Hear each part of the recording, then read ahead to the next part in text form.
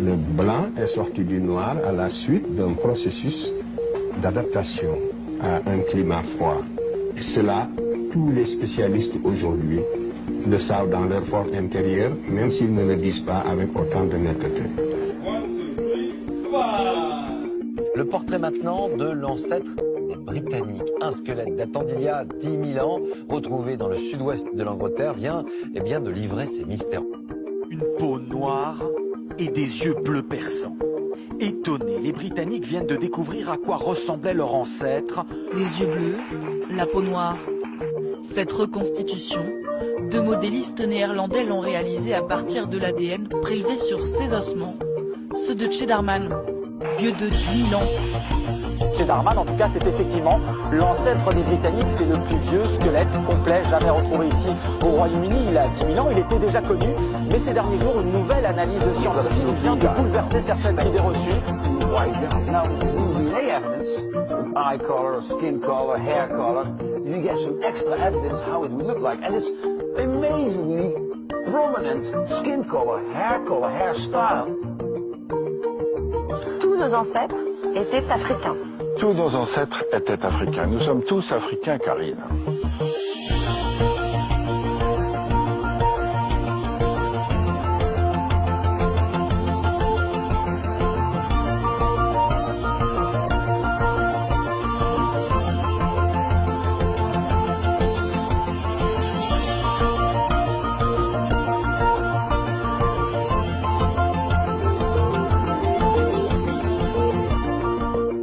Figurez-vous qu'un archéologue, Jean-Paul Demoule, se demande si ce qu'on nous a raconté à l'école parfois n'est pas du n'importe quoi.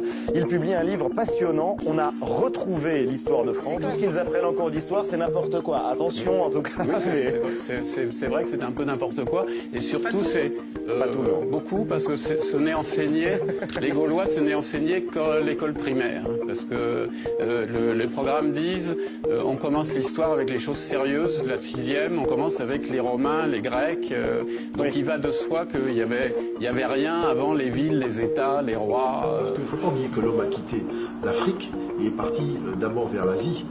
Et après, il a fait la grande boucle parce que l'homme s'installe en Europe, c'est-à-dire du côté de l'Espagne et compagnie, la France, l'Italie, en moins 40 000. C'est-à-dire on voit les implantations de l'homme moderne, l'homme moderne en moins 40 000. Donc vous voyez, c'est relativement tardif puisque l'homme naît en Afrique en moins 200 000 et il s'installe du côté de la France, de l'Espagne en moins 40 000. Vous voyez, pratiquement au moins 160 000 ans. Et depuis quelque temps, on sait maintenant que le premier Français, c'était un Africain. Mais oui, c'est affreux de le dire, mais effectivement... C'est affreux aux oreilles de Marine Le Pen, mais pas aux autres. Il y a 1 600 000 ans, soit il est passé tout droit par le détroit de Gibraltar, soit il a fait le tour, mais c'est le plus vieux, les plus vieilles traces humaines qu'on ait, c'est à côté de Béziers à Lézignan. C'était un immigré, et après il y a eu d'autres immigrés, l'Homo sapiens, c'est-à-dire vous et moi, on vient d'Afrique il y a à peu près 40 000 ans. Tous les ancêtres des Danois, des Espagnols, de tout le monde, etc., étaient noirs. Oui. Pourquoi ça ne se sait pas, à votre avis? Vous le dites, vous, depuis 30 ans. Oui, mais ma petite voix ne porte pas suffisamment. J'ai une voix confidentielle. Voilà. Donc, au départ, tout le monde était noir. Et puis, ils se sont mis à conquérir le monde. Et ils ont conquis aussi bien l'Australie, où ils y sont arrivés il y a 55 000 ans, que la Suède, la Norvège, etc. Donc, il y a plus de similitudes entre un Scandinave et un aborigène presque noir, très sombre, en réalité, d'Australie, qu'entre cet aborigène très noir d'Australie et puis un Africain subsaharien. J'imagine la tête du monsieur hyper raciste qui est en train de regarder, qui fait non, pas vrai. Oh là, demain, vous allez avoir du courrier. Yves Coppens, en fait, les humains, enfin les préhumains sont partis dans différentes directions depuis l'Afrique. Petit à petit, ils se sont déployés et ils ont atteint d'autres climats et petit à petit, ils se sont adaptés à autre chose. Mais les hommes qui sont partis maintenant du côté de l'Asie, donc qui ont pris les plaines asiatiques en pleine face, donc le vent n'avait qu'une seule solution pour pouvoir s'échapper du faciès de ces gens, c'était sur le côté des yeux. Et c'est pour ça qu'à force de tirer le visage, vous voyez, à cause du vent, mais le visage est resté tiré. Et vous verrez toutes les personnes qui sont parties dans cette direction-là, le visage, il a été très tiré. Vous savez, il y a des Noirs qui sont exactement comme les Chinois, mais qui ont les cheveux crépus et qui sont noirs. Il y a des Noirs qui ont les yeux bleus, les cheveux blonds, mais qui sont noirs. Et pourtant, les deux parents sont noirs. Pourquoi? Parce que ces gens se sont fixés tellement tardivement, ils n'ont pas arrêté de se déplacer, qui fait que chaque fois que le phénotype s'adaptait, il fallait qu'il se réadapte à une autre... Sur le plan de l'anthropologie scientifique, nous sommes tous descendants, et là c'est une quasi-certitude, des mêmes hommes qui ont surgi en Afrique de l'Est et qui ont colonisé le monde entier et qui se sont diversifiés. Et du reste, je prends plaisir à rappeler que lorsque les premiers hommes se sont élevés sur la terre de l'Afrique, et donc nous en sommes issus, nous avions tous la peau noire. La peau blanche est un accident de variation de l'évolution en fonction de circonstances climatiques. Tous les hommes initialement avaient la peau noire. Et comment est-on passé du noir au blanc? Là aussi, c'est un gradient de couleur, un gradient de coloration, c'est-à-dire qu'avec moins d'ensoleillement, on avait nécessité d'avoir une peau avec un écran moins fort pour que la synthèse de la vitamine D, qui est la synthèse de croissance, puisse se faire. Donc le blanc pour vous, c'est pas une couleur? Le blanc, c'est une décoloration. Les blancs sont décolorés pour vous? Oui, je suis un décoloré. Ah oui. Et l'œil bleu, c'est épouvantable ce que je vais dire. C'est un œil qui n'a pas de couleur, c'est le fond qui se reflète. Ah, c'est intéressant. Bah non. Bah si. Alors, je vais vous expliquer en fait la réalité de la trame historiographique la plus vraie que possible. Les Européens ne sont pas originaires du continent européen. Ces gens viennent des vastes plaines de Mongolie qu'ils ont quittées au début du 2e millénaire. Et on suit leur parcours, vous voyez. Donc ces gens sont descendus au fur et à mesure, vous voyez, donc en passant par l'Arabie, et sont remontés donc en Europe.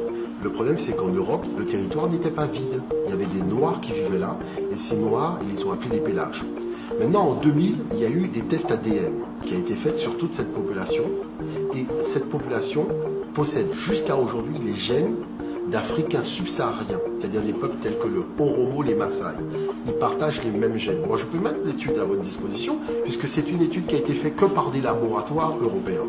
Le problème, c'est que, posez-vous la question, si cette étude ADN a été faite et a démontré tout le discours grec sur l'histoire et leur origine, pourquoi ça n'a jamais été porté à la connaissance du public?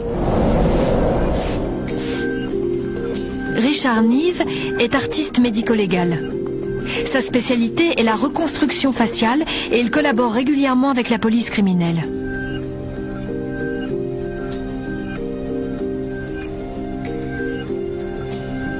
Je ne fais rien par hasard.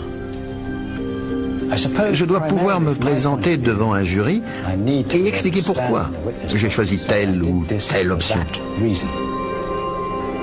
Il a travaillé sur un moulage du crâne roumain pour montrer à quoi ressemblaient nos ancêtres il y a 40 000 ans.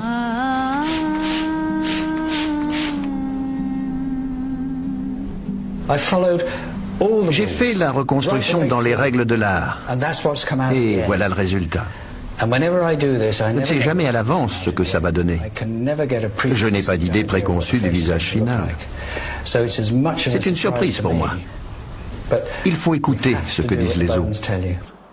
Donc on voit bien, quelque part, que quand les Européens sont arrivés en Europe pour la première fois au milieu du 2e millénaire, c'est exactement ce qu'ils disaient.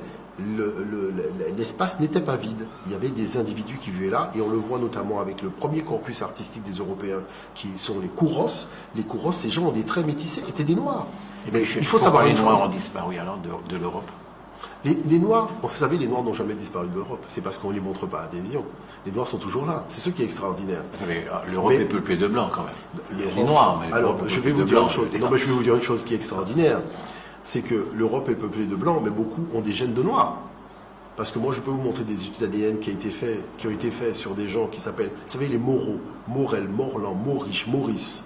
Quand vous faites leur test ADN, ça vous ramène directement en Afrique. C'est pas parce que la personne est blanche aujourd'hui que ses gènes ne sont pas africains. Parce que le patriarche, c'est-à-dire le fondateur de la famille, venait d'Afrique. Et c'est pour ça que vous avez sur les armoiries de ces familles une tête de noir. Et ça, c'est valable pour toute l'Europe. Mais ce n'est pas des choses qui sont dites en l'air. C'est des choses vraiment qui sont démontrées et que beaucoup d'historiens, même européens, savent très bien. C'est-à-dire que c'est ce que leurs propres ancêtres disent. Donc l'homme noir est à la base de toute civilisation. Il suffit qu'ils lisent leur testament. Mais c'est-à-dire, écoutez, le comte de Volnay, en pleine période de l'esclavage, il dit cette race d'hommes noirs, aujourd'hui notre esclave, est l'objet de notre mépris, et c'est la même à qui nous devons nos arts et nos sciences jusqu'à l'usage de la parole. Vous savez très bien que quand Napoléon Bonaparte a préparé son expédition, ça a été son livre de chevet. Dominique Vivant-Denon, qui était le plus grand dessinateur de l'époque, donc le dessinateur français, qui a été le dessinateur en chef de l'expédition de Bonaparte. C'est exactement ce qu'il a écrit. C'est dans son ouvrage où il commente les dessins des sculptures qu'il a faites, mais c'est exactement ce qu'il a dit. Jean-François Champollion, déchiffreur des hiéroglyphes, mais c'est exactement ce qu'il a dit. Il a dit les arts en Grèce ont commencé par une imitation servile des arts de l'Égypte. C'est pas moi qui ai mis servile, c'est Jean-François Champollion. Donc il suffit que ces gens relisent leur propre testament, mais c'est exactement ce que leurs ancêtres ont dit. C'est pas Jean-Philippe Moutoudé qui a dit. C'est leurs ancêtres. Et il n'y a pas un seul qui a dit le contraire.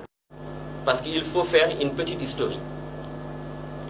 À l'époque où cette péninsule asiatique, qu'on appelle aujourd'hui l'Europe, pourquoi c'est une péninsule asiatique?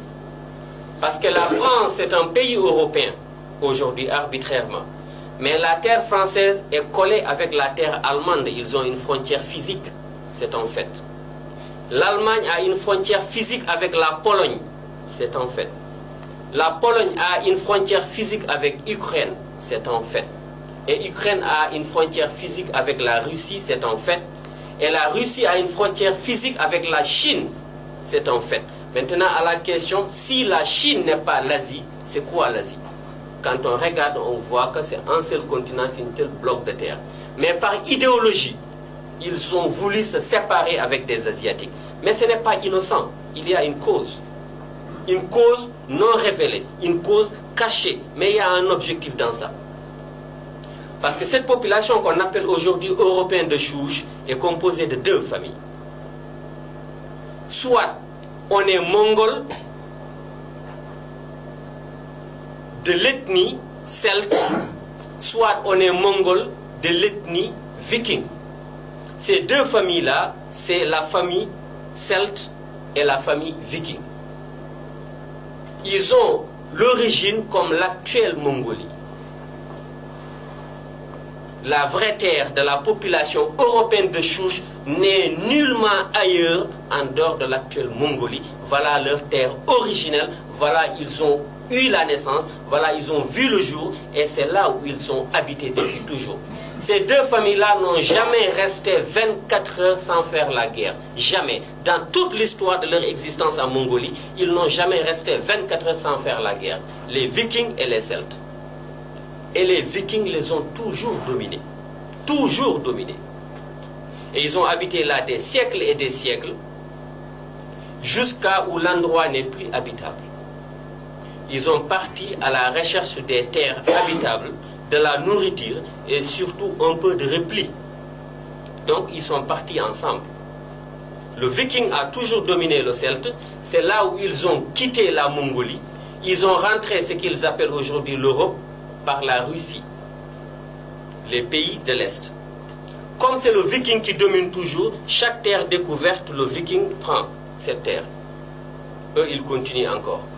Chaque terre découverte, le Viking prend, il continue. Ce qui fait que les Vikings ont pris les premières terres découvertes, c'est-à-dire l'actuelle Russie, la Pologne, Suède, Danemark, Norvège, Hongrie, Autriche, Hollande, Allemagne, Angleterre. Ça, c'est des Vikings. Les Celtes sont arrivés jusqu'en bas. C'est là où ils ont découvert la terre de l'Europe de l'Ouest. Le Celte, c'est le portugais, c'est l'espagnol, c'est le français, c'est le belge, c'est l'italien, etc., etc. Donc, quand ils sont arrivés, ils ont trouvé des populations sur place. L'actuelle Grèce et l'actuelle Rome avaient deux populations qui habitaient. Mais avant qu'eux, ils n'arrivent, il y avait déjà d'autres populations qui sont venues pour faire leurs études. Certaines, c'est pour étudier. Ils ont quitté l'actuelle Afrique du Nord. Ils sont venus en Grèce pour étudier parce que pour eux, c'était plus simple. Comme ces Grecs-là, c'est une population venue d'Égypte, c'est plus simple de venir juste d'étudier là. Donc c'est une population qui a quitté l'Égypte, noir charbon, qui est venue sur l'île de Crète. Et après l'île de Crète, ils sont venus sur Athènes et ils ont fait la Grèce et ils se sont multipliés là-bas. Et ils ont habité pendant longtemps. D'autres populations ont quitté l'actuel Iran, c'est-à-dire Perse, blanche. Ils ont traversé Arménie, ils sont venus sur l'actuelle Turquie, ils ont habité avec ces Grecs noirs venus d'Égypte. Des siècles et des siècles, ils ont commercé, ils ont fini par se mélanger, ils ont fait des métis. Ces métis-là ont fait une classe de population. Ce sont ces métis-là qui sont allés fonder la ville de Rome, qui sont les Romains antiques. C'est pour cela, dans l'art romain antique, que ce soit sculpture ou peinture, les plus fidèles, on les voit avec des cheveux frisés, un peu crépis, et ils attachent toujours ici un morceau. Ce n'est pas des cheveux lisses, blondes, ou des yeux bleus ou verts. Et donc, quand ces Noirs ont venu de l'Afrique du Nord, ils sont venus étudier chez les Grecs, qui, eux, venaient de l'Égypte. Ils ont appris là-bas beaucoup de choses. Ils ont écrit beaucoup de choses de leur culture, de leur tradition, de leurs coutumes, de leurs pensées, de leur philosophie, médecine, mathématiques et tout. Ils sont retournés à l'intérieur de l'Afrique. Donc, il restait les Grecs d'origine qui sont venus à l'Égypte. Maintenant, quand les Mongols sont venus de l'ethnie celte, ils sont venus à Rome, ils ont encerclé la région de Rome. Ils ont exterminé tous les Romains. Ils se sont fait les nouveaux Romains. C'est ça l'italien d'aujourd'hui. Il n'a aucun rapport, ni de près ni de loin, avec un Romain. En tout cas, pas physique ni biologique. Aucun rapport, ni de près ni de loin.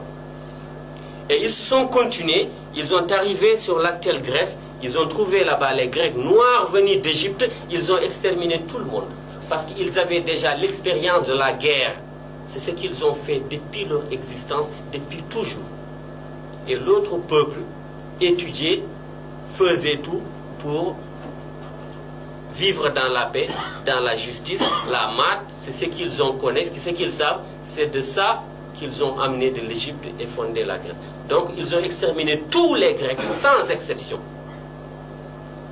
Lorsqu'ils ont fini d'exterminer ces Grecs-là, ils se sont installés, ils se sont fait les nouveaux Grecs. C'est des Celtes, c'est des Latins. Des siècles après, les Noirs qui avaient venu étudier là-bas, leur descendance a eu l'idée de retourner étudier là où leurs ancêtres avaient étudié, c'est-à-dire la Grèce. Arriver là-bas avec leurs livres, leurs documents, leurs archives, pour voir ce qui était devenu le peuple qui a enseigné leurs ancêtres. Il n'y a plus ce peuple-là. Ils ont trouvé des Celtes, des Mongols, des Blancs. Se dit, mais c'est extraordinaire. C'est pas ça qu'on a dans nos annales, c'est pas ça qu'on a dans nos livres. Donc le Celte grec, le nouveau grec se demande, mais c'est quoi annales? C'est quoi livre? C'est quoi vos écritures? Parce qu'en réalité, il ne le connaît pas. Il n'a jamais connu de l'écriture, ni d'annales, ni livre, rien. Jamais. Voilà la première fois de leur existence, ils ont vu des écritures. Ils ont vu des annales, ils ont vu des livres, ils ont vu des archives. Et ils ont demandé à ces gens-là de leur expliquer qu'est-ce que c'est. Et ces gens-là, avec beaucoup de difficultés, et ça a pris du temps, parce qu'ils ne comprenaient, ils se comprenaient pas, ils ne parlaient pas de la même langue, ces gens-là ont fini par leur expliquer qu'est-ce que c'est. Et c'est de là, pour la première fois de leur histoire, de leur existence, ils ont vu les Écritures, ils ont appris ça. Et plus tard, ils se sont basés sur ça, ils ont traduit tout ça dans leur langue à eux, qui sont des langues celtes, des langues latines, parce que eux c'est des Mongols. Et c'est de là qu'ils ont vu la différence fondamentale qu'il y a entre leur culture, leur civilisation, leur coutume et la population qui vivait ici, qu'ils ont précipité à massacrer. Ils devaient d'abord regretter en disant on les a tués parce que c'est des êtres humains. Non, on les a tués. Si on ne les avait pas tués, on allait pouvoir mieux apprendre. Donc encore une question d'intérêt. C'est une question de paradigme, c'est leur paradigme. Toujours c'est l'intérêt. Donc, ils ont eu la civilisation de la grecque antique. Ils ont comparé avec la leur, ils ont vu que ça n'a rien à voir. Et c'est là où ils ont décidé, par une décision arbitraire, politique, basée sur un complexe d'infériorité, ils ont décidé de ne plus être des Mongols, d'effacer toutes leurs traces, leur passé, leur culture, leur identité mongole pour se nommer gréco-romain. Et c'est pour cela aujourd'hui, un Européen de souche, un occidental européen de souche blanc, il se dit, je suis issu d'une culture gréco-romaine, judéo-chrétienne.